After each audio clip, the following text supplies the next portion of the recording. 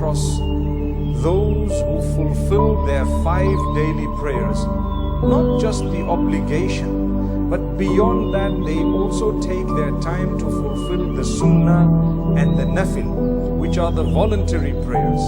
And beyond that they are very charitable, and you find their lips are moving in what would be the remembrance of Allah, the praise of Allah.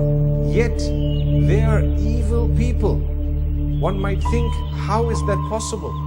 Their mouths, when it comes to fellow worshippers, are full of deception, full of bad words, vulgar words. Yet these people, they have the Qur'an open early in the morning.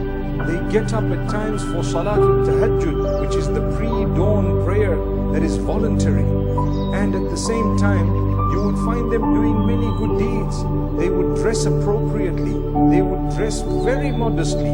But unfortunately, shaitan takes over by making them belittle fellow human beings. They would deceive. They would utter vulgar words. They would make life difficult for others. They would create problems. They would gossip. And they would eat the wealth of someone. They probably could do major sin against fellow human beings. The Prophet ﷺ speaks about. In fact, Allah subhanahu wa ta'ala warns us about those who think they're doing good deeds, but they have wasted their deeds. So this is a warning. Not everyone who appears to be pious is actually pious. Some people who appear to be pious are actually evil people. They have the most skeletons in the closet, and at times the way they treat others already proves that that piety is not going to benefit them in any way. This is why the Prophet ﷺ once asked his companions, "Atadruna manil muflis?" Do you know who is the bankrupt person? They said, yeah, it's a person who doesn't have the dirham, the dinar, they don't have money, they don't have wealth, they don't have the gold and the silver. He says, that's not who I'm referring to.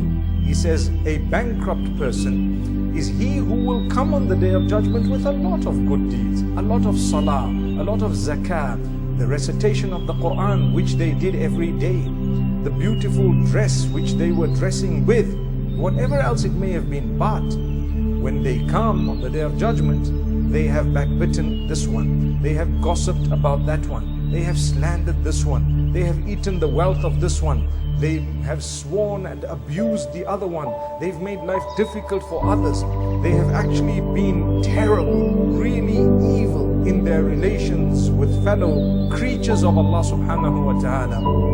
So all their good deeds will go as a payment to all those people they have wronged. What a loss. What will they be left with? Listen to what the hadith says. When all their good deeds are actually depleted, and there are still people whom they owe goodness to, or they owe some form of a compensation to because of the evil they did towards them, then the bad deeds of those will actually be shouldered by the person who has slandered them and who had a lot of good deeds, but now they have nothing left and still they owe people.